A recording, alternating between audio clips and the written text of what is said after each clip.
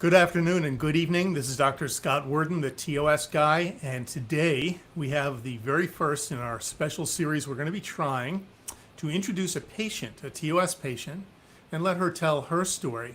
So I want to introduce Jen Hein. Jen, thank you so much for volunteering to share with us, and I very much look forward to hearing your story. My pleasure. Thank you for having me. Take it from the beginning. So, do a little intro just about myself. My name's Jen. I'm going to be referencing my notes because I have brain fog like everyone else with chronic pain. I am 41 years old, and I've had TOS for about 5.5 years. I have it bilaterally, so on both sides. My left side is kind of what I call my bad side. I live up in Northern California, and I love the ocean. I love my plants, especially succulents, my 3 cats. I love walking around my neighborhood, taking walks at the beach, playing with my nephew, spending time with family and friends. And I also wanted to add that I also do have scoliosis. I have an S curve, which does contribute to the severity of my TOS. And I also have crps from, I believe, from the first surgery I had.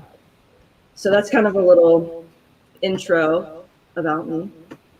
What year did you first start having symptoms? In 2016. And oddly enough, it was actually on Rare Disease Day, which is the last day of February.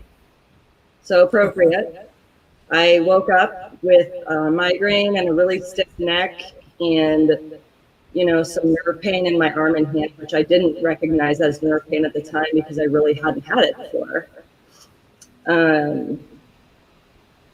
I had extreme pain in my upper traps. It was like somebody just yanked it so tight. That was one of my worst symptoms. And I mean, still kind of to today, it gets very tight. I have a lidocaine patch on it, and it just kind of pulls everything. A lot of tightness. And I just had a lot of pain, like general pain in this area. That's kind of how it came on. And it literally came on overnight. I'm a hairstylist, or I was a hairstylist of about 13.5 years. I was running my own salon.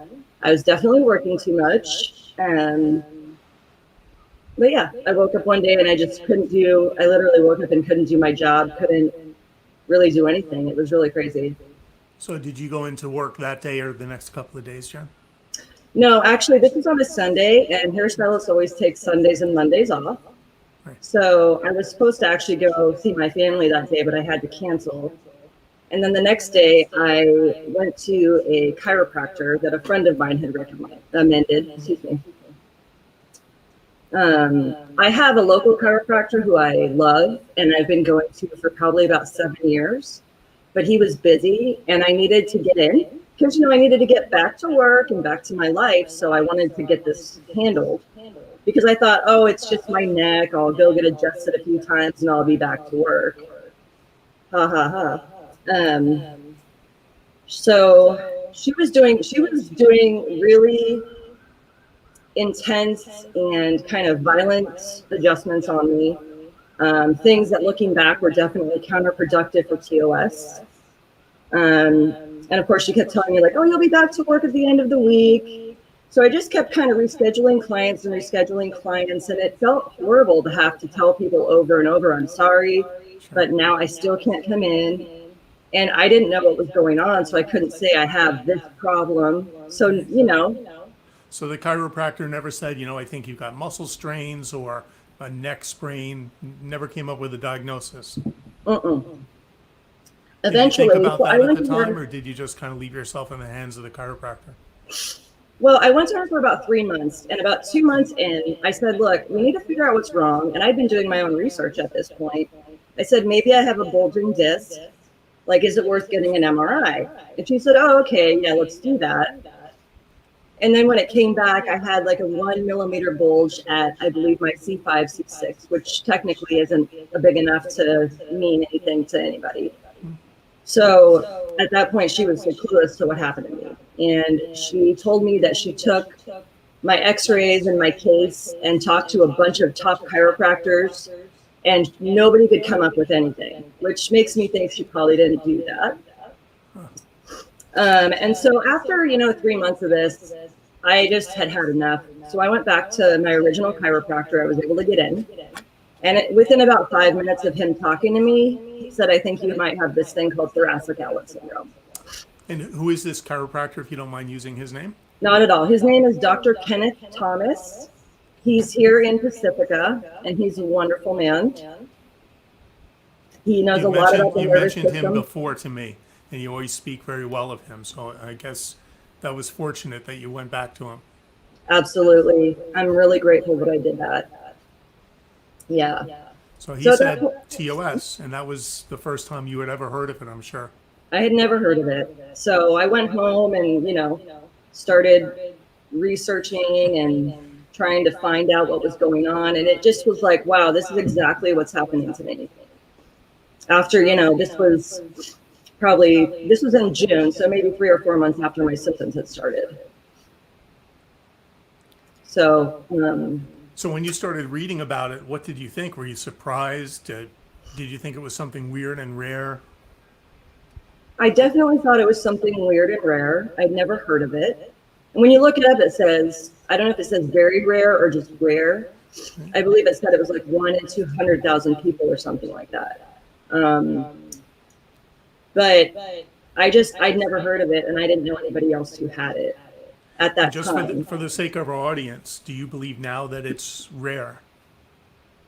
No. Do you believe it's underdiagnosed, under-recognized, and maybe diagnoses are delayed?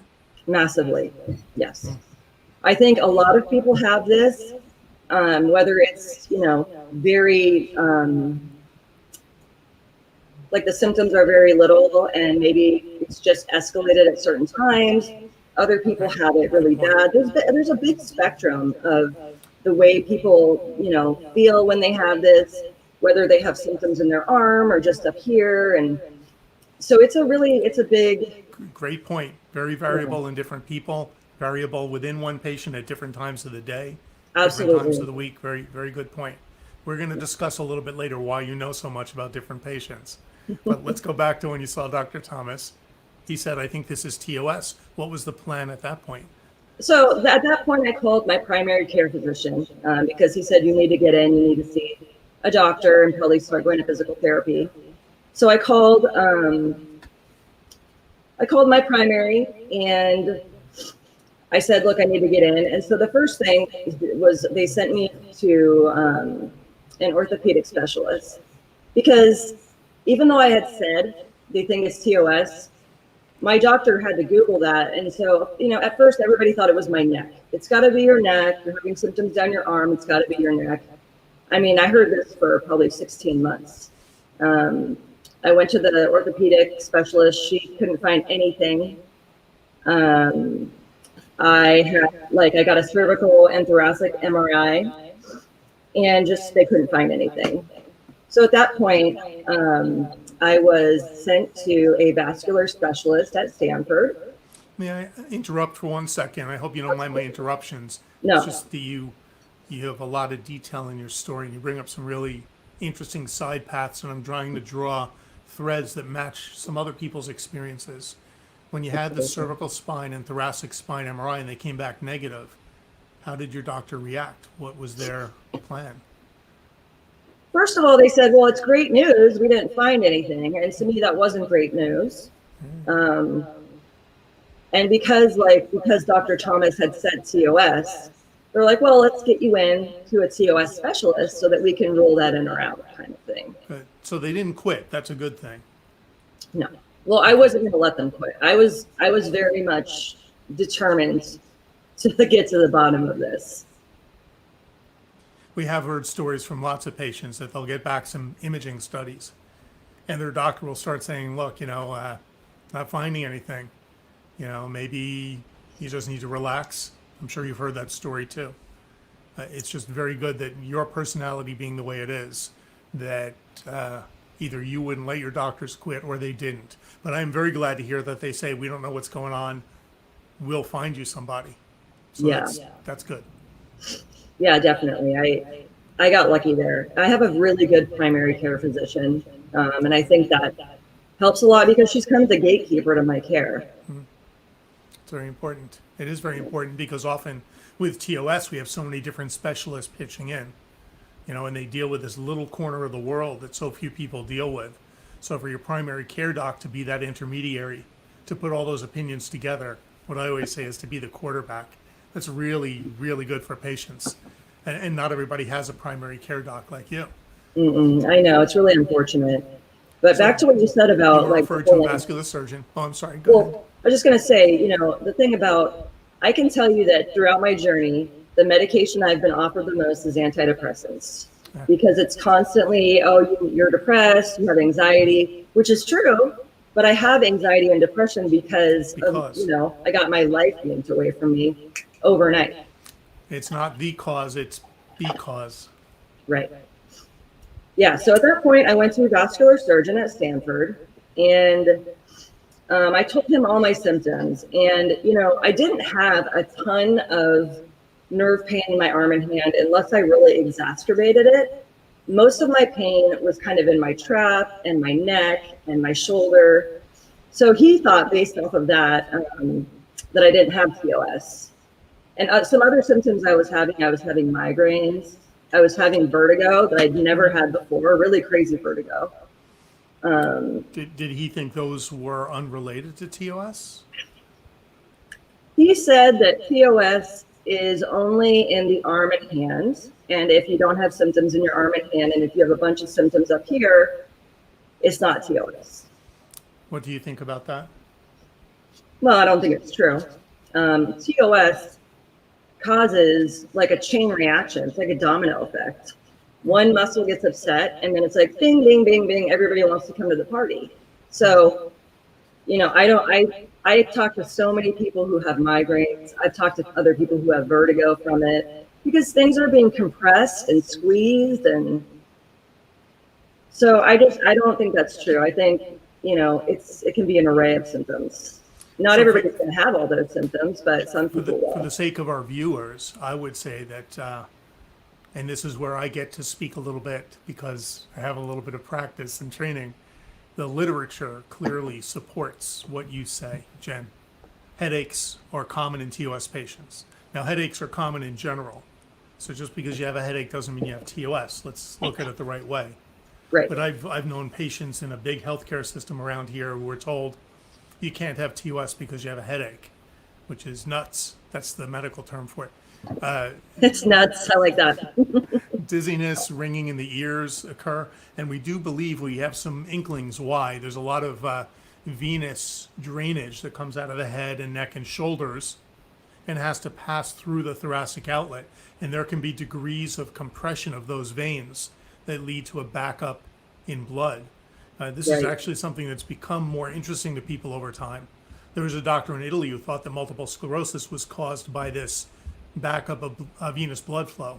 Chronic cerebrospinal venous insufficiency, it's called. There are groups on Facebook about that. And there is some evidence that supports it, although, not to the full extent of everybody coming out and saying blurred vision is due to it, whatever. But it is a very interesting mechanism. We believe it is an effect. A lot of the progressive people in TOS field believe that there is an element of venous compression. And so headaches, ringing in the ears, vertigo, dizziness can occur, even lower extremity symptoms in some TOS patients. And without proof, we're starting to think that because of this impaired abnormal venous drainage, that the spinal cord can be affected. Without going into the anatomy of why that happens, this doctor who saw you shouldn't have said you don't have TOS, because you have headaches or anything like that. So you had already been theoretically diagnosed by your chiropractor, Dr. Thomas, with TOS, and I'm sure when you went to see the vascular surgeon at Stanford, you said, could I have TOS? I'm sure you said that. And how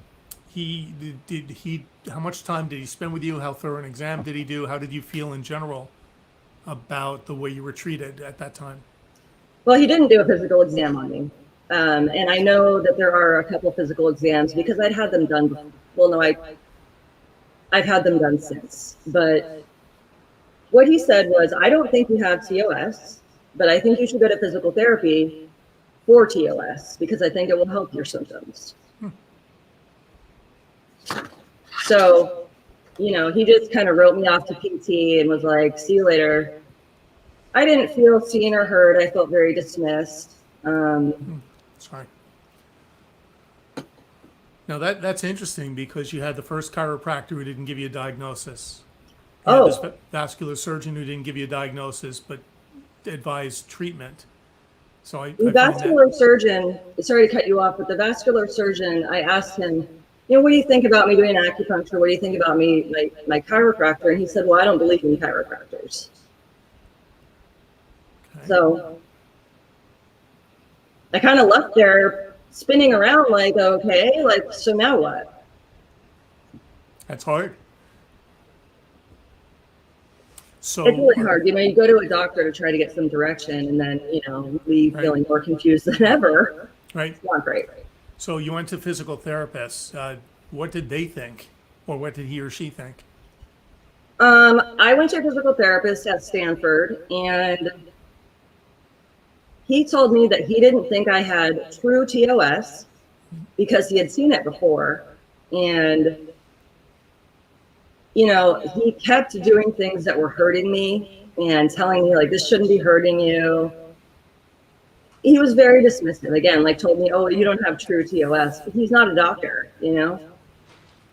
So I ended up leaving that person because it wasn't helping me, and it was just honestly making me kind of angry at the time. Was the physical therapy making you worse? Is that what you said, that it was hurting you at some point? Hurting me. It was hurting me. It was exacerbating my symptoms all the time. And I mean, TOS is really tough. I feel like with physical therapy, it maybe is going to help you or it's going to really hurt. It's just depending on the physical therapist that you get, their knowledge of TOS, and their willingness to kind of, you know, go down that journey with you. Sure. Did this physical therapist have experience with TOS, or was it just too rare that he had never really just maybe seen it once or twice? Which feeling did you get? The second one. He said he had a bunch of experience, but I don't believe that he did, really. Based off of how he was treating me. I think he thought that there was only one kind of TOS. And I've heard this term, true TOS, another time from a neurologist. I don't like it. It's very dismissive. There you go. That's a great word, Jen. It dismisses a whole population of patients who have the exact same pattern of pain, but they haven't ruined the muscles in their hands yet. Right. And why do we wait for that? No doctor treats any nerve entrapment saying, well, let's just wait till it gets so serious. That it's absolutely proven to me. You know, it's just a logical fallacy, in my opinion. And obviously you, by this time, had educated yourself enough and you were smart enough to start figuring this out. Yeah. So, but you're right. True neurogenic TOS just should never be used, because the rest, what does that mean? That there's a whole group of fakers? I mean, there's true TOS and there's a bunch of drug seekers. It's just dismissive, a great word. So how long did you spend with physical therapy at Stanford, and what happened next? Honestly, I don't remember. It couldn't have been more than a couple months. I was going every week, but when it was just hurting me and hurting me and hurting me, and he wasn't listening to me. Eventually, I knew I had to leave. And at that point, I had been referred to a physiatrist at a pain clinic, who did confirm my TOS by using the Addison's test and the Ruse test. They're both physical exams for TOS. Mm-hmm. And they were both positive for neurogenic TOS. I believe, like you were talking about, I believe I had a little bit of vascular going on too, even though none of my doctors say that. But because of the extreme vertigo I was having, and, you know, I don't know if that was just my scaling, squeezing things, or what was going on, but it was really intense. And so they said, well, look, we have this program, this pain management program. We want you to go through it. Mm-hmm. And so I said, okay, cool. And I went for about 9 months. It was, we did like guided meditation, physical therapy, yoga, art therapy. And the most helpful thing was this pain education class.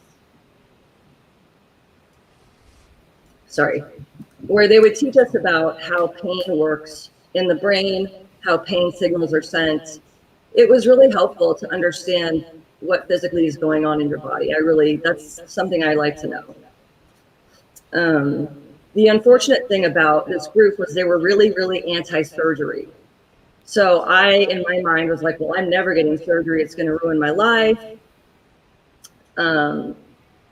They did give me a lot of tools for getting through flare-ups, and it was a great group of people. But the group was kind of for people who were kind of at the end of their road, who were at the point where they have to kind of accept that, like, they're going to live with this forever. And I was in the very beginning of my journey, so it wasn't really matching up to where I was at. And I had a psychiatrist in the program tell me, or try to convince me, that my pain was all coming from my childhood trauma. Because one time when I was speaking to him, I said something, and then I said my pain, and I looked over here, and he said, oh, you looked right at your pain area, and that means that he was so dismissive, you know. He's like, well, basically he told me this is all in your head. So I didn't go back to him.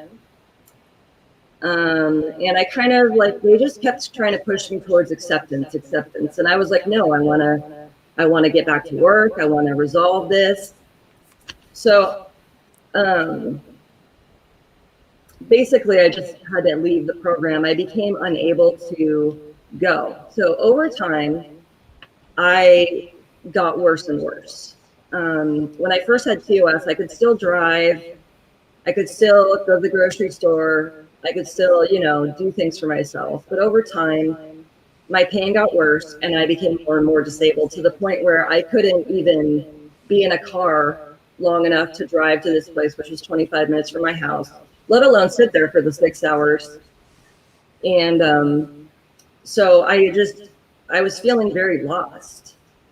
I saw a rheumatologist, I saw several other physiatrists, and nobody could really, although they had said, yes, you have neurogenic TOS, because the physical therapy hadn't worked, they said, well, it must not be that. So they just kept going back and forth, back and forth. So when I left the program, I didn't know what was going on with me. And this was like about 16 months into my pain.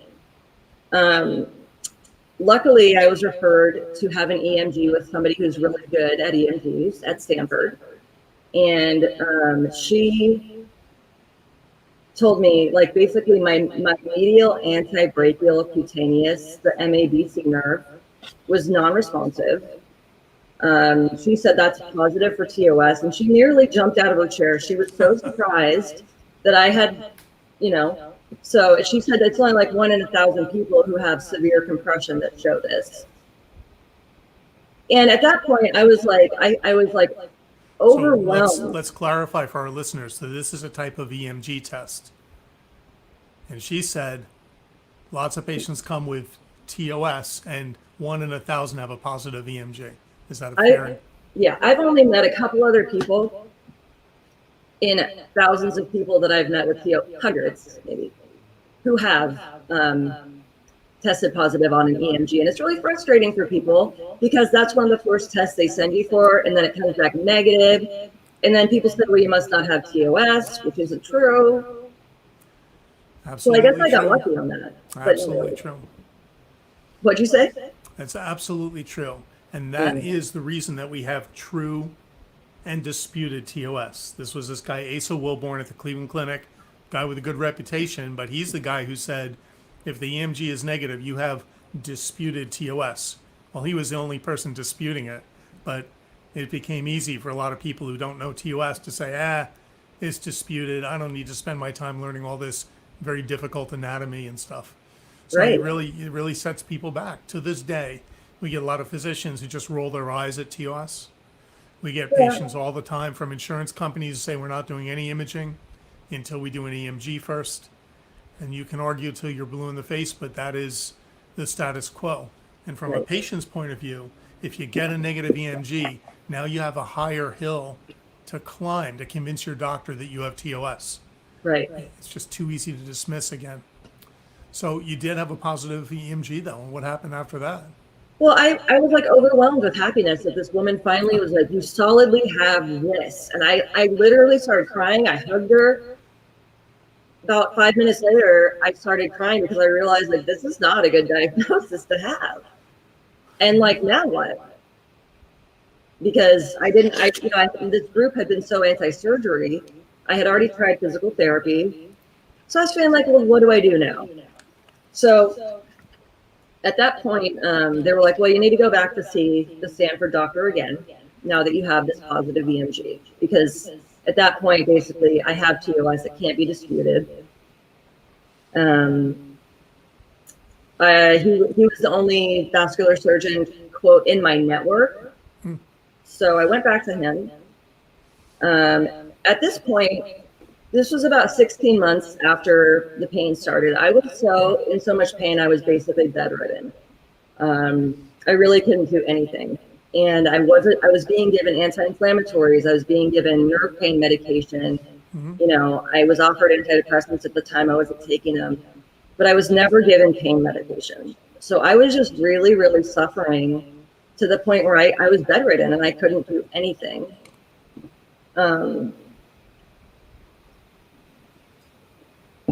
So, sorry. When I went back to the Stanford doctor, he basically said, "Okay, you have TOS, and we need to do surgery on you." Jen, excuse me for 1 second. Of course.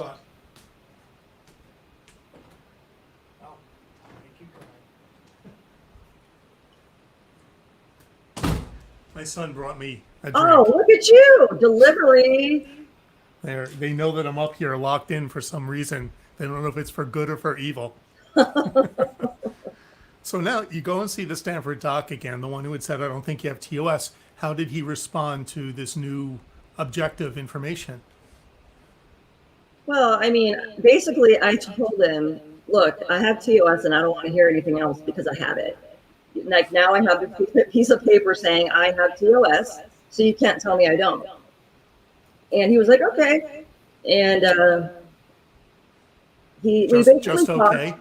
Well, not okay, but he, at that point, like, he really couldn't just, say I didn't have it. So we started talking about, I said, like, look, I'm bedridden, I'm miserable, I need help. And he said, okay, well, I can do surgery on you, but I can't guarantee that it's going to get rid of your symptoms up here, but I can probably get rid of your arm and hand pain. And at that point, I was like, whatever, I just need this to happen. I felt so backed into a corner with my pain because I had been left like that for so long. I didn't even feel up to getting a second opinion, even though I did have something working with my insurance to do just that. I was just in so much pain, I just couldn't do it. And so I ended up having surgery with him in December. So if I can interrupt, Jen. Please. You didn't think much about the surgery. You just said, I got to do something. So is that fair? I mean, how much did you think about the surgery before you agreed to it? How much did you read about it? A lot. You did, good. I mean, I had been reading about it before I went back to him because at that point I had found a couple groups on Facebook who talked about surgery and how much it was helping people. And so I kind of went to him with that agenda. And I just wanted relief. The doctor who was going to be my second opinion was like a 2-hour drive. I could barely be in a car for 5 minutes. Stanford is like 35 minutes away from my house. And this is a Stanford doctor. Stanford is, highly acclaimed. So I thought, well, I'm in good hands here. But I wasn't. So when was the surgery approximately? December 11th of 2017. That's not approximate. December 11, 2017. You don't forget those kind of dates. Okay, well, let's tell us the next chapter of what happened, please. About the surgery and stuff? Yeah. Okay. So I had surgery and they went in, the Stanford doctor went in here, and that's called supraclavicular. So he went in here and he removed my first rib. or at least he said he did, Part of it. and did a scalenectomy, which involves removing the anterior and middle scaling. After my surgery, like immediately after, my pain was so much worse, which, you know, you expect it to be because you just had surgery. But I had like just my pain was way worse. My nerve pain was way worse. Everything was really bad. About 9 days after my surgery, I was really sick. I don't know if it was a stomach flu or, you know, just kind of a result of all the anesthesia and all of the fentanyl and stuff they had to give me at the hospital. But I was really sick. I ended up in the ER twice because I couldn't keep anything down. I couldn't keep medicine, water, and I was scared. And so the second time I went to the ER, I went to Stanford because I said, I want to see my doctor. I need to know what's going on. And I was so terrified for my life at this point. Couldn't keep any meds down. They gave me some Dilaudid in the ER, which barely shaved off any of the pain at that point. And in comes my doctor, and he said, I told him what was going on. Oh, you look fine. I said, well, he's like, you look great for not being on any pain meds, so you must be doing okay. And I said, first of all, I'm on Dilaudid, and what do you want me to, like, he's crawling up the wall? He said, you're fine. Go home, watch Netflix, just chill out, act like you have the flu, you're going to be fine. See you later. Super dismissive. So I went home, and I was having so much pain. I had to call the clinic several times to get refills on my medication. They kept telling me, like, you shouldn't be having this kind of pain. You shouldn't be needing this much medication. But, you know, it's like it wasn't a red flag to them that something was wrong. It was like, oh, I must be a pill seeker or something. You shouldn't. Exactly. You shouldn't. So I had a 3-month follow-up. And I went in there with the agenda of let's figure out what's going on. Let's do some imaging. Like, let's see what we can figure out. I wasn't going in there to be angry or upset with the doctor. He said, we're not doing any imaging. You're fine. I did a surgery on you that was successful. It just didn't help your symptoms. I don't know what that means. And then he started screaming at me.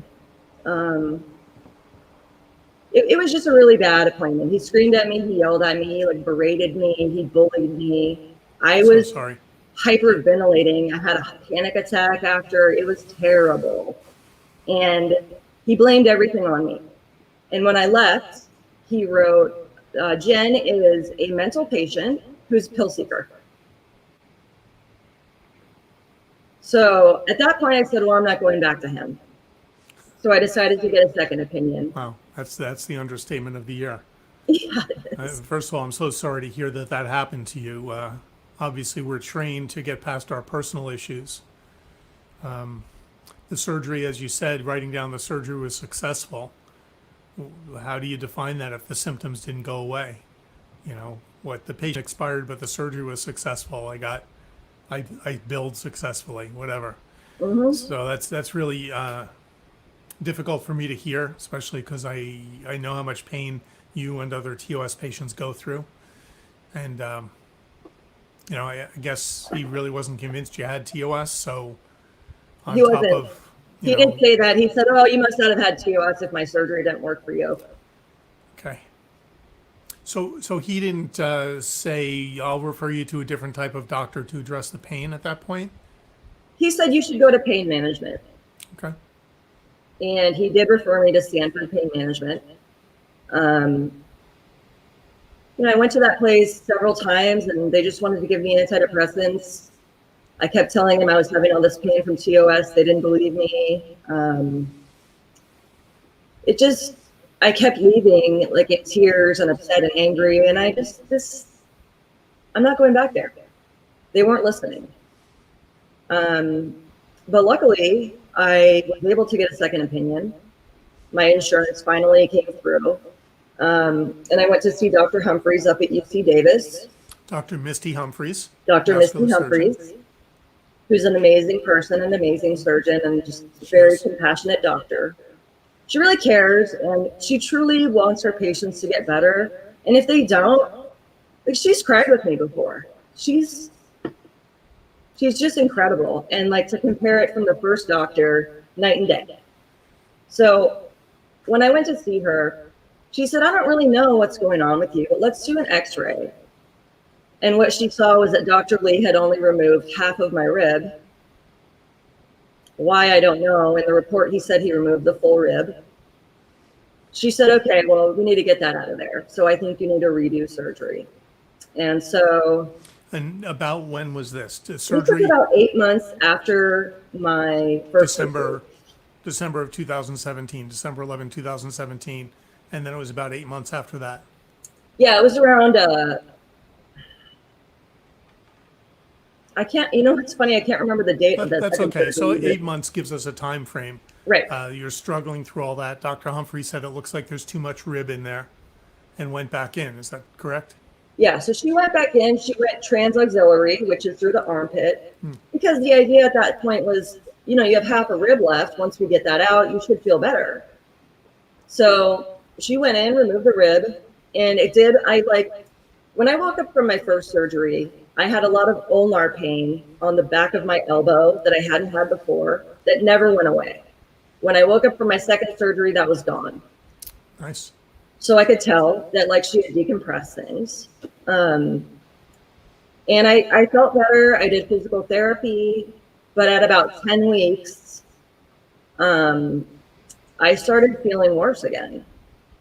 But I still stuck with the physical therapy. I found a really good person up in San Francisco. Her name is Liz Scarpelli. And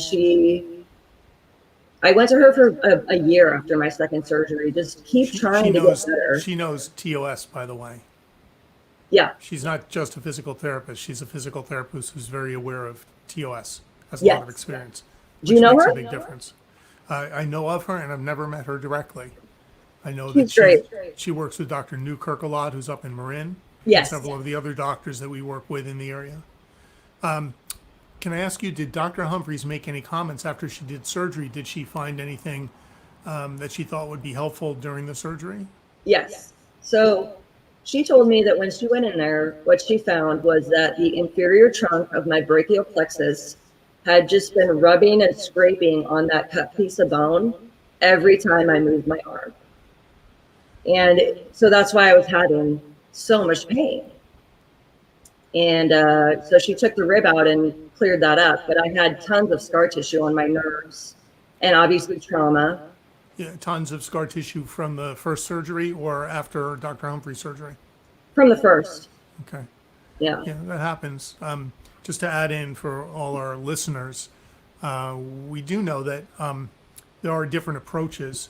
You had brought up, Jen, that Dr. Humphreys took the transaxillary approach. Your first doctor, the vascular surgeon at Stanford, had used a supraclavicular approach over the clavicle. Dr. Humphreys used a different approach going through the underarm, axillary, transaxillary. And she was smart to do that. Doesn't surprise me at all, because a lot of the vascular surgeons who take a more radical approach and try to remove everything that's in there that could be affecting the plexus, afterwards there'll be a lot of scar tissue because a lot has been disrupted.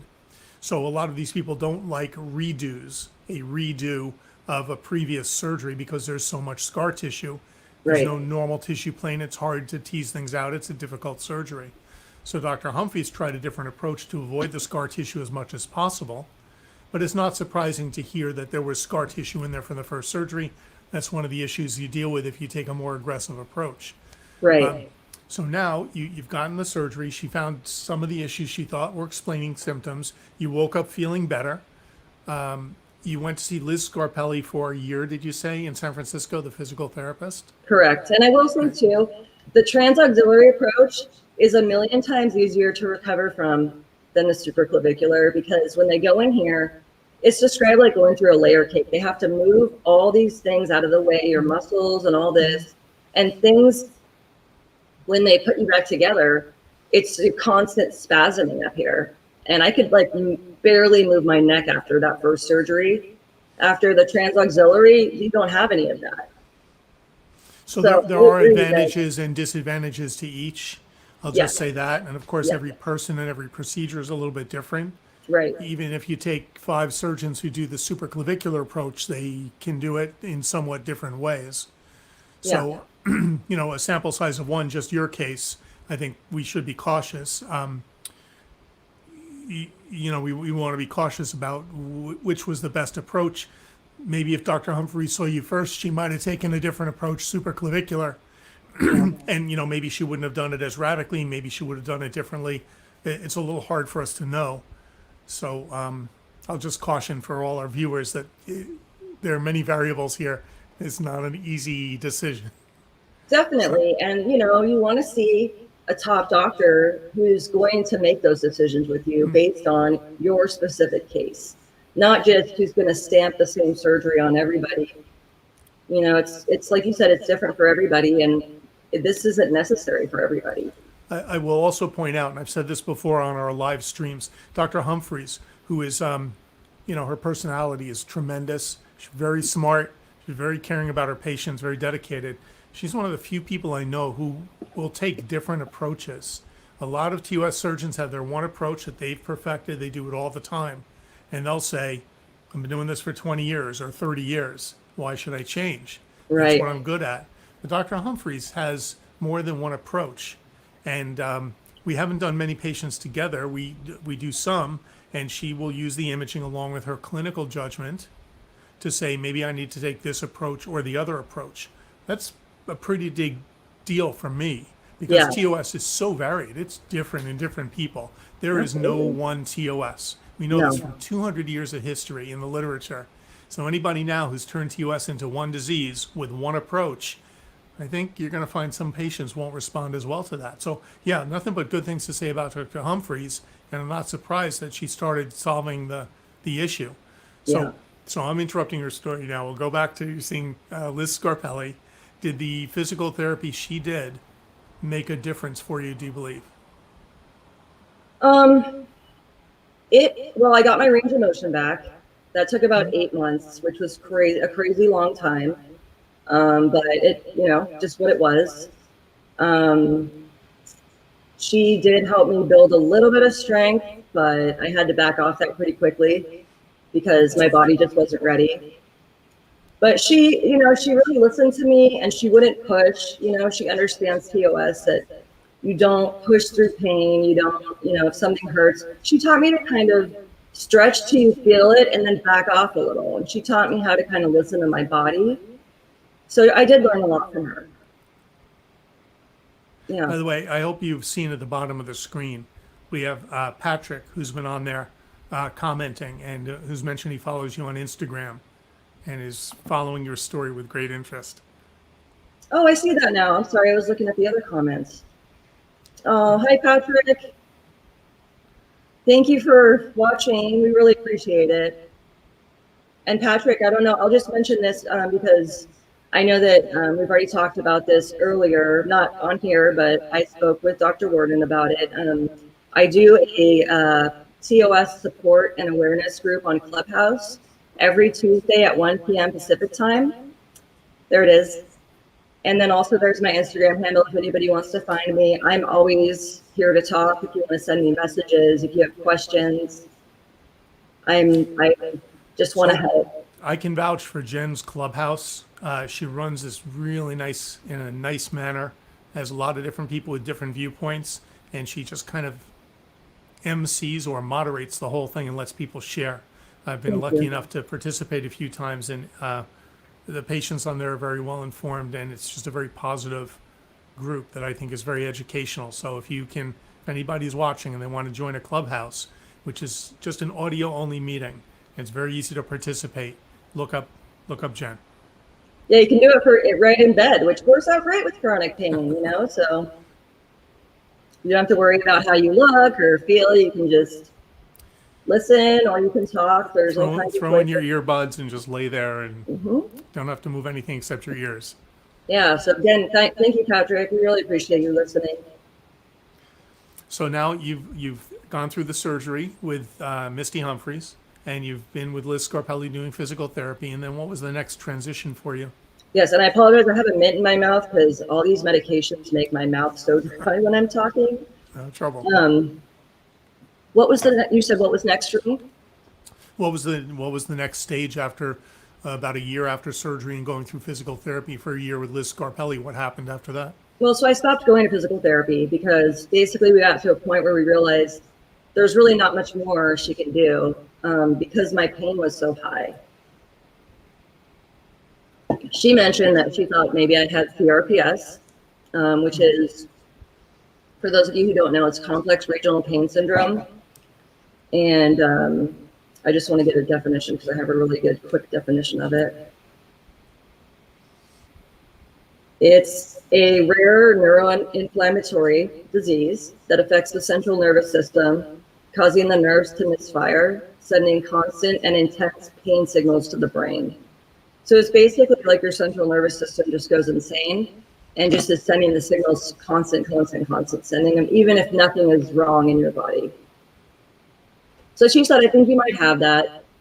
But of course, like, I didn't want to hear that. CRPS is probably the worst thing you can have. It's considered the most painful condition in the world. It's nicknamed the suicide disease. So every time I was told you might have this, I was like, nope, I'm going to run away from that. So after I stopped doing PT, I found a really great pain management doctor at UC Davis that Dr. Humphreys referred me to. And his name is Dr. Charles de Mesa. He knows a lot about TOS, and he's really great too. Like, he listens, he wants to help, he's down to go on the journey with you and try this, try that. So that's what we kind of started doing. I tried Botox on my left side, which made everything worse. He tried doing hydrodissection, which is kind of, can you explain that, Dr. Werden? You probably can better than I can.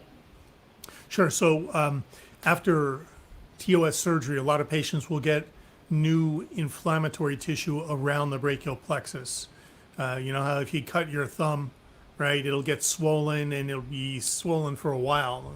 Beyond the first day, it's the body's response to things, that it sends in a lot of new cells to build up blood vessels and bring in the right types of cells to do all the repairs. And so this kind of tissue is called granulation tissue, which eventually can turn into solid fibrous tissue or scar tissue. Okay. We see it in postoperative patients of the spine as an anti-parallel to you. When you had symptoms after surgery and you didn't get imaging, Jen, I can't tell you how many times in a regular shift of radiology I will get a CAT scan or an MRI of a lumbar spine or a cervical spine because the surgeon says the patient has new or persistent symptoms. Let's do a post-op study and see what's happening. So that's kind of de rigueur. It just doesn't make sense. The TOS world is crazy as it is, but that's another one of my pet peeves, and I think it's based on logic and fact. So yeah, thinking back to it, like, if I would have known you at that time and Dr. Humphreys would have known, we could have. Hopefully we would have helped smooth this. Yeah. So what happens around the brachial plexus after surgery, especially if the doctor does what's called an aggressive neurolysis, scraping down the plexus to remove any scar tissue, it can initiate a whole new cycle of inflammation. So hydrodissection is one way to address that. It's where you take a needle and under ultrasound, usually, you can get the needle right up to the edge of the nerves and you start slowly injecting liquid. It can be concentrated dextrose. Some people will use platelets, concentrated platelets or amniotic fluid.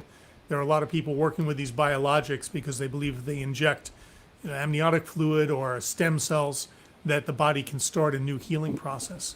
Interesting. But the idea is to separate hydrodissection with this liquid to get the nerves freed up from their surrounding scar tissue so they can glide more smoothly. That's the idea. Right. There's not a lot of literature on it to support it, I can tell you, but the concept is interesting. So sorry, I'm just grabbing a nice pack here. Okay. Yeah, so he tried that on me, and I didn't get any relief from it, unfortunately. He was pretty hopeful, but the good thing that came out of all that, everybody with TOS who's watching already knows, pillows are life. we have a lot of pillows as a TOS patient. So we tried all that stuff. And while he was doing the ultrasound for the hydrodissection, he looked up here behind my clavicle and he saw a huge mass of scar tissue. He sent that to Dr. Humphreys, and she looked at it and so basically said, like, look, we can go in and we can do a surgery, but it's going to be really risky. You know, you could have nerve damage, or you could get worse. She wasn't promising me anything. And that's what I love about her too, is her honesty. She's not going to say, oh, I'm going to fix you, you're going to get better. If she doesn't believe that, she's not going to say it. So finally, like, after, this was 2 years after my second surgery, I was back to being bedridden, couldn't leave my house. I was like this for about 3.5 years. I was like basically bedridden, and it was awful. So I decided, you know what, I can't live like this. Let's do a third surgery. So she went in supraclavicular, and she basically did what you just described, Dr. Worden, the brachial plexus neuralysis, where she scraped off a bunch of scar tissue. She found that there was a mass in there that was entrapping all of my nerve roots and compressing all of my nerves. That recovery was really, really tough. There was outrageous nerve pain like I've never had before, for about 10 weeks, and I couldn't get my pain under control. It was really tough. But around July, February of this year, I started, so I should say this, I woke up from that surgery weirdly with complete range of motion and full function and use of my arm and hand, which is extremely rare. I don't know how I got lucky, but I did. So I didn't really, like Dr. Humphreys and I agreed, I was in too much pain to go to PT. My range of motion was fine, so I didn't do PT after this. And then around January, February of this year, I really started to notice an improvement in the way I was feeling. And I started to regain, you know, function and use back into my arm and hands. I even have a tiny bit of muscle. It's very small, but it's bigger than it used to be. Unfortunately, last year I was also diagnosed with CRPS. So I do have that, and I have it mainly kind of in this area. And then I have flares that go down in my arm and hand. But I do have a lot more function, and I can finally, after 3 surgeries in 3.5 years, say I am glad I did the surgeries. Applause for Dr. Humphreys. Big time. Yeah. And he's not the kind of surgeon who like does the surgery and dumps you. I still, you know, email her. I emailed her last week. So she's in for the long run, you know. That's great to hear, and not surprising at all. Yeah. So that brings us up to the present day. How do you feel about your future for the next 6 months or 2 years? Well, so while I have gotten better from TOS, I do feel like my CRPS has gotten worse. So, and I believe I've had like a major spread down into my arm. So it's hard for me to assess like the TOS at this point. I'm still very disabled by the pain.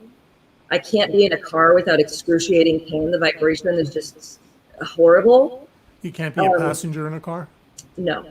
I haven't driven in a long time. I don't even know how that would feel. But being a passenger in a car, I can, but I have to have a lot of pillows, you know, beside me, behind me. Sometimes I wear a neck brace. Sometimes it's a neck pillow, just depending on where I'm at. Yeah. So it's not fun, but I can walk places. And I live in a place where, you know, there's a lot of walkable places. I can walk to the ocean, stores. So I do that, and I can ride my recumbent bike. I can use my left hand and arm for all kind. You know, in my mind, I'm not using it anymore. It's just back to being part of my body. Awesome. I do, you know, protect it still, but I use it. Yeah. So that's a great thing. You know, I can repot my plants. I can pick up my kittens. They probably weigh like 3 or 4 pounds. I can, use my phone. I couldn't even hold a pencil before. So Your kittens are very cute, and you had cute names for them. yeah, they're both black kitties, and their names Snowball and Marshmallow, and they're cute for a good reason because they are crazy. So that's why they're cute. So you won't throw them out the window. But I love them. Can be therapeutic. I think Yes, kitties can be therapeutic. they are. They make me laugh a lot. Kitties are great. My two kids grew up with cats, and they've learned a lot about how to interpret body language, because cats don't say anything, but they say a lot if you look at them. So if you could do things differently, if you could have made different decisions at certain points over the past several years, can you think of the couple of major ones you might have reconsidered or approached differently? This is a tough question for me because I try not to let myself think about it too much because Understand? yeah, like I don't want to live in the past. I don't want to say I should have done this, I should have done that. I've done a lot of that. But what I would say is I would have gotten to Dr. Humphreys first. I would have gotten a second opinion and gone to her, and it would have been a very obvious choice to me that she would have been the one to go to based on my interactions. I mean, that's a huge one. I also would not have gone to that chiropractor in the beginning. I think she was doing manipulations and things that were really making me worse. So I would have not gone to her either. It's, to me, the recommendations I make for people are just go to a doctor who really knows their stuff. And you might have to travel to see that person, but it's worth it. Like, this is your life. And once you have surgery, you cannot undo that. So you just want to be with someone who really knows what they're doing. That's my number one thing that I would do over. We get a lot of questions from patients about, is this surgeon good? Is that surgeon good? And always, we encourage as strongly as we can a second opinion. Yes. I know in your case, and in many other cases I've dealt with, Jen, quite honestly, people have been so much in pain that they had to make a decision and go forward. And especially, you're a proactive person. You want to get it fixed, and you want to get it fixed now. Yeah. That's good, but that's bad. I know a few people have made decisions that really didn't turn out as well as they wanted because they hunted down a solution and they just took the plunge, I guess. Yeah. You're so desperate. Yeah. You're just desperate. I can only imagine. Yeah. Yeah, I mean, we hear these stories, but Dr. Humphreys would agree. She's great. We've heard good things from her patients, and I can tell you, in a professional relationship with her, she's free of ego. She's confident. She's smart, but doesn't stop her from learning more, asking questions, and so she's the type of personality we need in this field because I agree. it is a tough disease, and I think there's a lot of different patients with TOS. So I think there's a lot of different kinds of disease in there, and we need to appreciate the subtle differences. Yeah, and something I also would like to say is I feel like if this were more understood, if more physical therapists truly knew how to treat this condition, We then lost your maybe. connection. Sorry. Oh, you're I back. think we lost. Great. What were you saying? I was saying that if there were more physical therapists who really understood this condition, maybe more people could get better with physical therapy. And, who knows?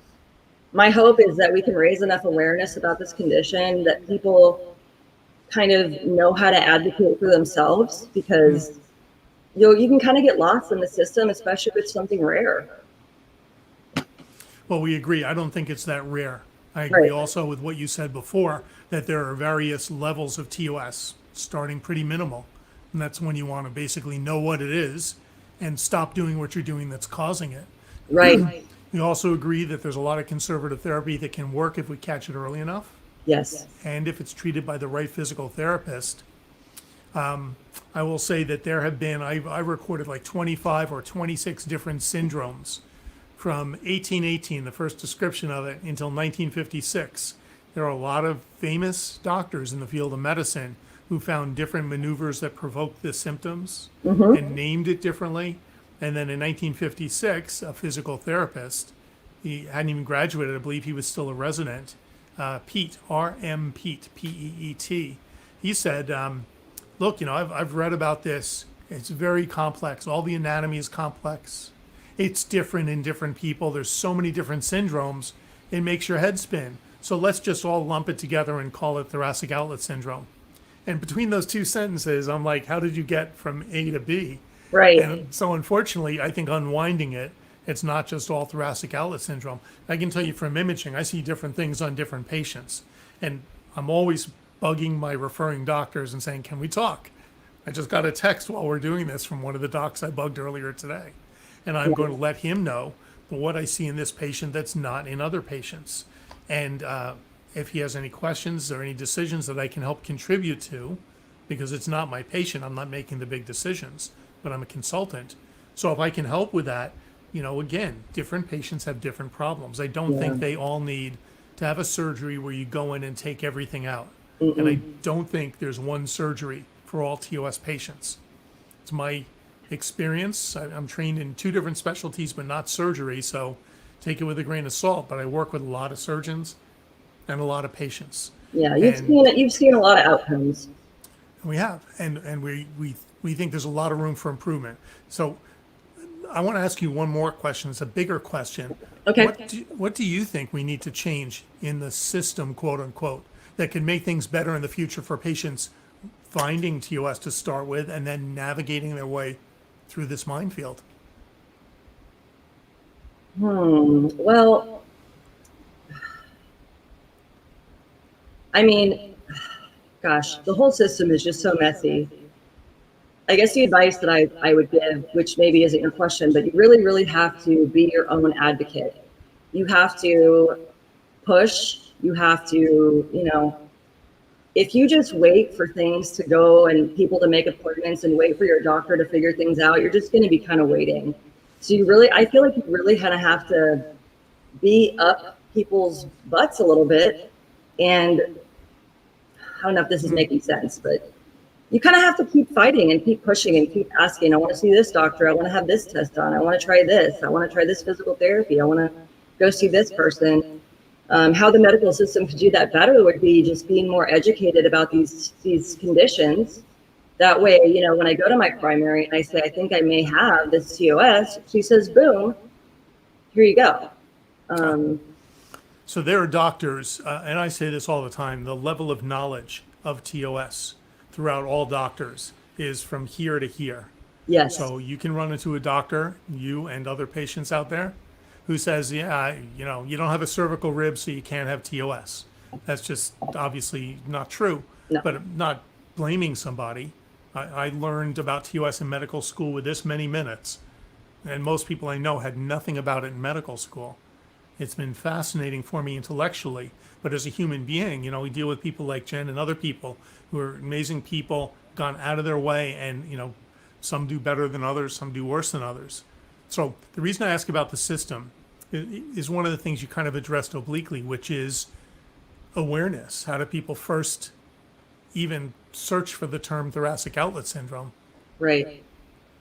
Yeah, and I mean, there are physical exams that can be done, to see, like the Ruse and the Addison's test. So I feel like, yeah, it's awareness, it's more education. There's actually a girl in my clubhouse group who is a medical student, and they just went over TOS, and she said it was, and you're done talking about it. It's just like one page that most people probably skip, and it should be maybe 20 pages. It's important, and it's not rare. And the more, we live in a society that's like go, go, go, and constant repetition, it's causing all these problems. And we live in a society with a whole lot of devices now. Yeah, we do. Yeah, you're looking down all the time. Now, but people with jobs like yours with our arms in front of them all the time, okay, getting into weird positions as you work on things. Yeah. Like hairstylists, sonographers get these symptoms that I have yet to see somebody call TOS, but in the radiology literature, they'll talk about sonographers having upper extremity pain syndromes. So lots of people in the world who do strange things. UPS workers are always reaching up. Painters of houses we've seen. So some of it's occupational and some of it is recreational with all these things. We curl up on the couch and we hold our iPad in a weird direction, right? Right. And we do it for hours at a time while we're playing a game. So I think there are varying degrees of TOS, and I think it's more common than is recognized. Definitely. Some famous athletes have been diagnosed, and I keep hoping that one of those will break out where the mainstream, everybody will say, I've heard of TOS because I know the Matt Harvey story or whatever. I know, me too. But then Because you get there have been doctors who too. aren't aware either, right? Right. Yeah. You know, there's been basketball players, pitchers, you know, swimmers get this.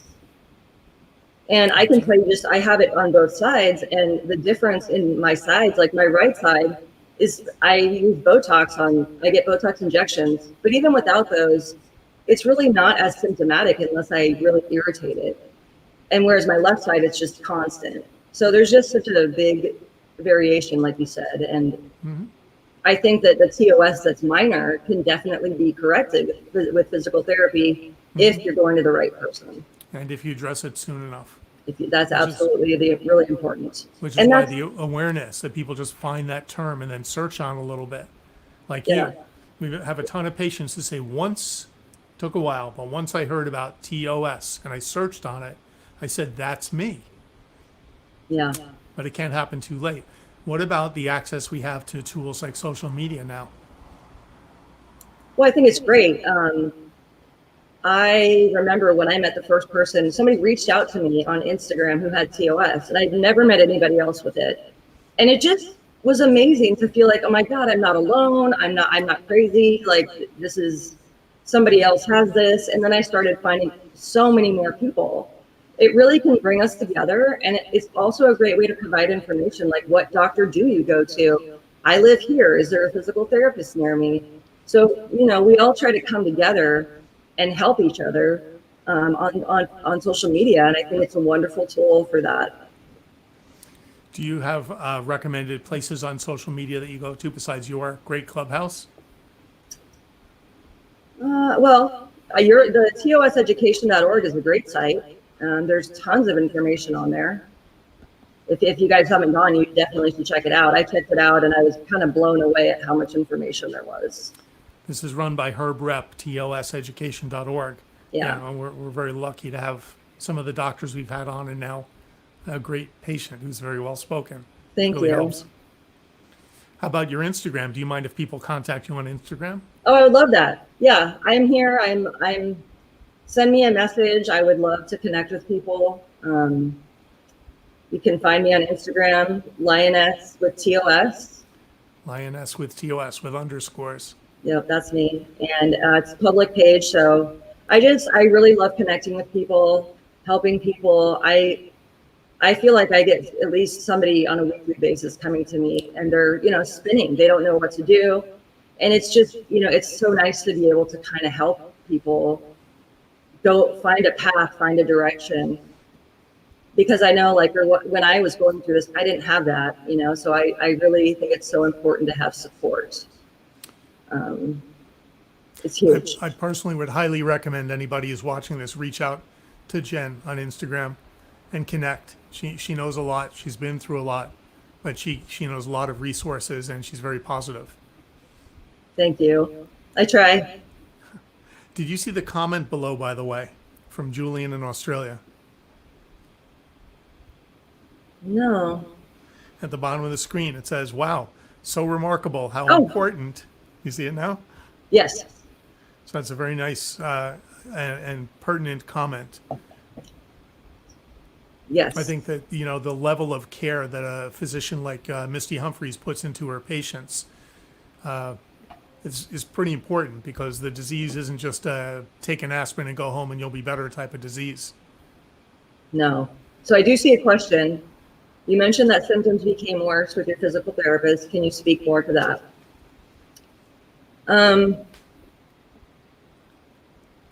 Well, it's hard. He was doing things. First of all, he himself said that he didn't think I had it, but he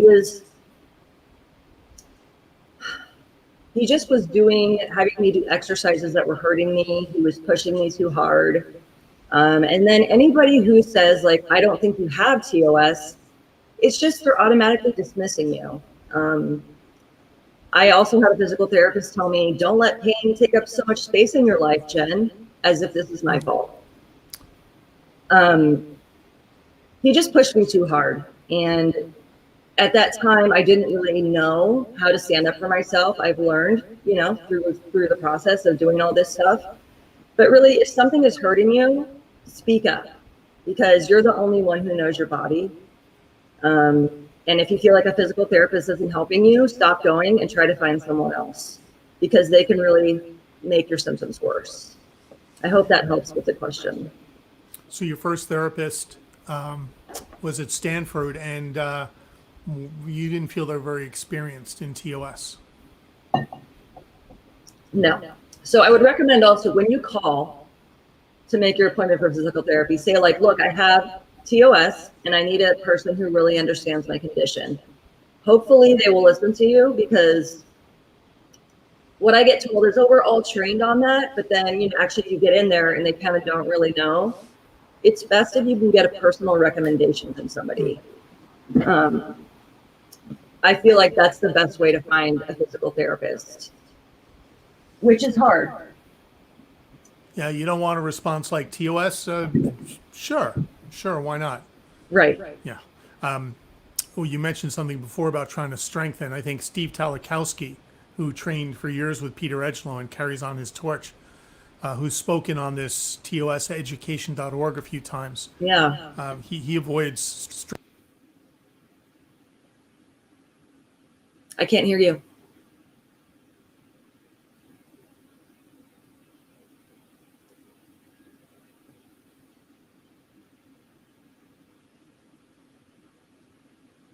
Hello.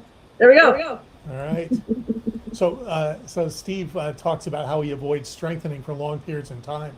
Yeah. Until everything else is stabilized. It's really critical, he believes. Otherwise, you'll just end up inflaming everything all over again. I agree 100%. Yeah, so and anybody out there who needs a good physical therapist, we can connect you with Steve Talakowski. Jen, you had mentioned Liz Scarpelli in San Francisco has a very good reputation. And I just learned of a couple new ones in the North Bay, Marin County, Great. and Oakland. And I'm going to be talking with those people and kind of feeling out their knowledge of TOS and their interest in dealing with TOS patients.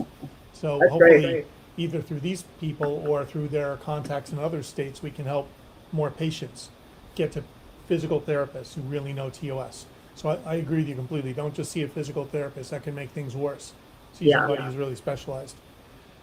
Somebody had a question, and I think it was like how do you find a physician that cares for TOS patients? There it is. So Jamie from Chicago. So Jamie, what I always recommend first is to go onto Facebook. There is a really large group for TOS. Join that group. They have in the files section a list of all the different specialists. You could also just say a comment, say, hi, I'm Jamie, I live in blank. Can you guys tell me who the nearest TOS specialist to me is? That's my recommendation. Those groups are really great to kind of help you get your footing, find a doctor to kind of start your journey, support. And then you can always come to our clubhouse as well. But the Facebook is a great place to start for finding the TOS specialists, because that's really important. And you can feel free to contact us through the TOS MRI website. We know lots of docs around the country, and we will email you back with a list of people in your area. I would also advise, pertinent to what Jen said about getting a second opinion, even if you have to travel, it's often worth it to see a real TOS specialist rather than just a doc who's close to you. It's a serious disease. You don't want it to be diagnosed and treated correctly. And so you want to see somebody experienced. If there isn't somebody immediately near you, it's usually worth a trip, especially nowadays with video consults. Some docs can talk to you or actually see you and give you a basic idea to start with. So contact us, tosmri.com, and we can help you find docs as well. That's great. I didn't realize you guys had a list. I'll tell everybody about that. We do. And I know the two large Facebook groups you talk about, and I think those are good places for people to get the lay of the land. Yes. I think it's worth it, advising also that these are patients only. These Facebook groups. So people have lots of different opinions. Look, I mentioned, there are doctors who don't know everything, and maybe they think they do, and it happens when people in all walks of life. So keep grains of salt with you as you read through some of this. Absolutely. They're not doctors. They can't give you medical advice. They can't tell you if you have TOS or not, but they can help to guide you. And like Dr. Worden said, proceed with caution, take it with a grain of salt, and there's a lot of opinions. So, but it is a really good place to start. Yeah, a lot of exposure to ideas, to experiences. And yeah, you should always just verify things. Use your common sense, verify. Like I said, if you see a surgeon and you end up getting a second opinion, but go back to the first surgeon, that's better than not ever getting the second opinion at all. Absolutely. You'll say, I've done my due diligence. I think the first surgeon is better if you should be in that situation. Yeah. Great. Yeah, I saw Haley had a question. Can you put that back up? There are no silly questions, first of all. Let's see, what are the most common symptoms for TOS? This is all new to me. I would say the most common symptoms are, nerve pain down the arm and hand, pain in your feelings, in your kind of pec area, maybe in your armpit, trap, pain, tightness, neck pain, migraines. Those are kind of common. Would you agree, Dr. Worden? Yeah, I think that what you pointed out are a bunch of non-specific things. Lots of people get headaches, right? Yeah. Lots of people get neck pain. That's one of the challenges with TOS. Well, headaches and migraines are very different. Yep, nonetheless. And I think migraines are associated with TOS as well for a lot of reasons. But what I would say is there is no one pathognomonic sign. There is no one symptom that screams TOS. Right. Instead, if it's complex, if more than one nerve root is involved, let's say you have symptoms radiating down both arms. It could be a herniated disc in the middle, but it can be TOS. It commonly is TOS. If you have, when your doctor sees you, a C6 nerve root and a C7 nerve root and a C8 nerve root, anything that involves more than one nerve root on your doctor's exam should raise the specter of TOS. If you had a car accident with a neck injury, okay, whiplash is just local pain. Anything radiating down one or both arms, you should be thinking TOS. Any of these complex of symptoms, as Jen mentioned, pain radiating down the arm with neck pain, with headache. Once it starts getting multifactorial and complex, you can be thinking about TOS. Yeah, I agree. It's not just going to be one thing. It's going to be a few. And let's combine it with some other things. Does it get worse when you brush your hair, when you brush your teeth? Right. When you throw your baby up in the air and catch it again. I'm joking. When you drive a car, when you hold the phone up for a while. So if those things exacerbate it, you should be thinking TOS. Right. If it happens at the end of a long work day where you're on a non-ergonomic computer, should be thinking TOS. Okay? Yeah, and that's going back to kind of the whole thing about the medical system. That's the hard part, is that when you go in with these things, the doctors aren't thinking TOS because it's just so rare, in their opinion, that you couldn't possibly have it. Whereas if they were thinking, hey, maybe this might be this, let's have an open mind, people could move along a little quicker. That's a great point. I mean, if a doctor examines you and the doc knows what he or she is doing, and they say there's a C5 and a C6 and a C7 nerve root involved, they should be thinking TOS. And unfortunately, that doesn't always happen. Right. I'll say this, neurologists in particular are very strong supporters of that true neurogenic TOS versus disputed. Yeah, they There are. more neurologists who tend to support that concept, which is just false. So you got to be a little careful. Yeah, I had an experience recently with a neurologist.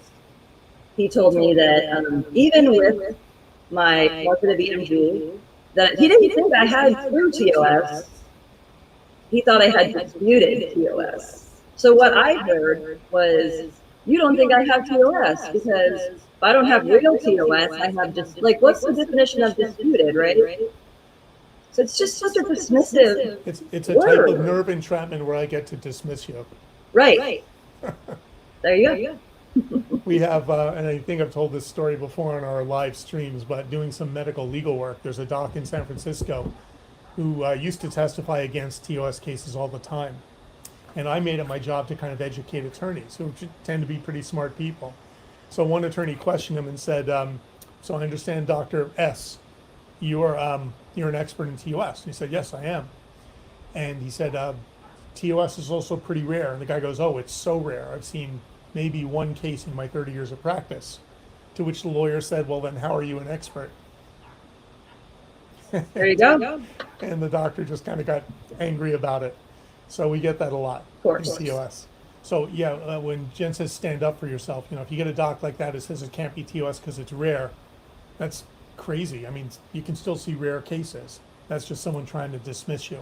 If you see a doc who says it's not true TOS, go see another doc. Okay, that should be a red flag. We have another question here from Patrick. What are you taught on shoulder sphere as a rehab tool for TOS? Patrick, I have to say, I don't know a shoulder sphere. Is this, the inflatable balls that people, use to correct their posture and lay down on it? And if it's generally a physical therapy tool, it's going to be beyond my range of expertise. I don't know, Jen, if you've heard about this. I don't know what a shoulder sphere is. Patrick, if you could elaborate on what that is, that would be really helpful. And thank you so much for all your comments too. I'm just thanks, Patrick. Reading them right now.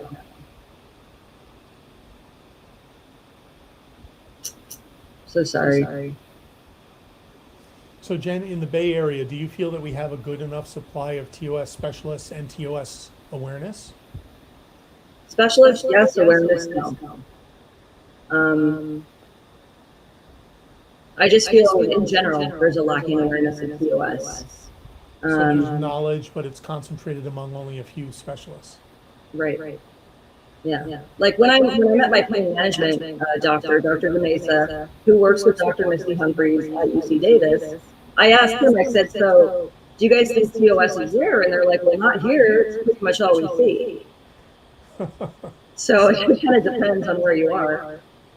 That's, I found that a few places that you get a few docs who get sent everybody because the docs in the community don't want to deal with it. They view it as a complex disease with difficult patients. Difficult patients, meaning the patients want to feel better. Right. So, and they always write, patient complained about blah, blah, blah. We're not complaining. We are telling you what's happening with us. That's why we're here. Well, it's interesting because that's a medical term that ever since my first days in medical school, we were taught the chief complaint. So it is kind of a derogatory word. Yeah. But it's always been used. What's the chief complaint? Headache. What's the chief complaint? Backache. Yeah. Right. So a lot of docs write that down. The patient complains of, and it just sounds negative, right? Yeah, no, I totally get what it is, right, with the medical term, but it's kind of a dismissive, just the language is kind of dismissive. Yeah. Patient presents with is much better, stuff like that. So, I like that. So Jen, I want to say this. First of all, thank you absolutely so much for sharing. We're not only lucky to have somebody willing to share, but somebody who's so well spoken and has gone out of her way to learn about TOS. Thank you. I think it makes a huge difference, and I hope the people listening appreciate you as much as I do. I'm sure they do, and there are probably a whole lot of people shaking their heads yes every time you say something because they've been through similar things. Thank you so much. That I'm really glad about your experiences with Dr. Humphreys, and we hope that your left arm keeps improving as it's doing, and the CRPS comes under control so you get back to normal. Thank you. And then again, I'm going to remind people, look for her on Instagram, look her up on Clubhouse, which has been a really great tool, I think, for people to share some knowledge. Very simple, it's just audio. And then we have the banner at the bottom. And I go on occasionally when I have the opportunity, because Jen loves to have me answer more difficult questions, and I guess also it stimulates some controversial questions, so we get people talking a lot more. Hey, we have to have a little bit of adventure, right?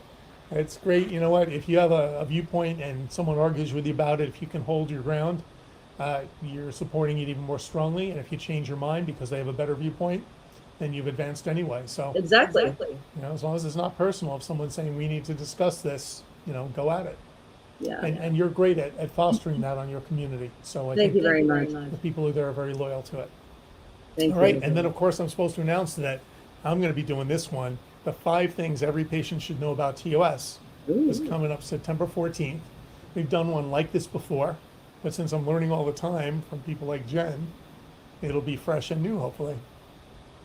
So we encourage people to go to toseducation.org, follow their schedule for all our visits. We have some great doctors coming up who are not me, and maybe Jen will come on again and participate with one of our other doctors if you'd like.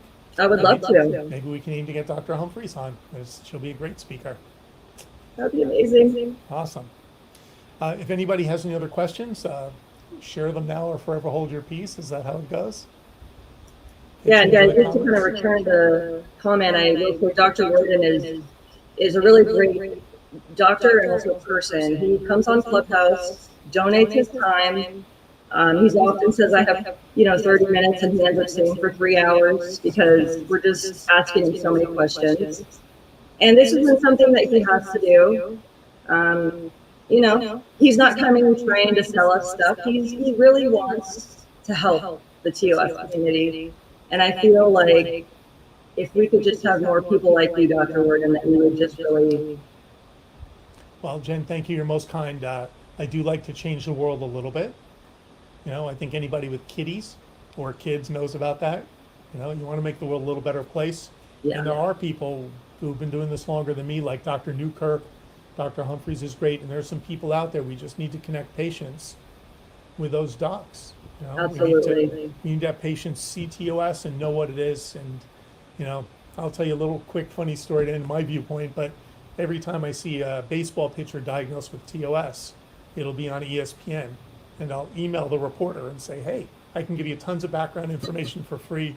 Just let me know. But it's something we want everybody to learn about. And I've not gotten a response yet.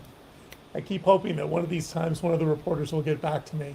I hope and so. put out some information about TOS, because people read the sports page a lot more than they read medical journals, right? Right. And I've seen they don't really explain TOS. They say like, oh, this guy had thoracic outlet syndrome and then he's back after X amount of months. But they don't tell you what it is. That's right. So nobody knows to put 2 and 2 together when they get the symptoms. All right. So thank you so much for your time. It's been absolutely enlightening and a real pleasure for me. Thank you. Thank you for having me. I really appreciate it. Awesome. It's been great fun. Hopefully we'll see everybody back here next time. Remember, September 14th, Dr. Scott Worden will be speaking on the 5 things every TOS patient should know. Hopefully you guys will know all of them by then. Jen, we'll talk to you soon. All right. Thanks so much, Dr. Worden. Take care. Thank you, everyone.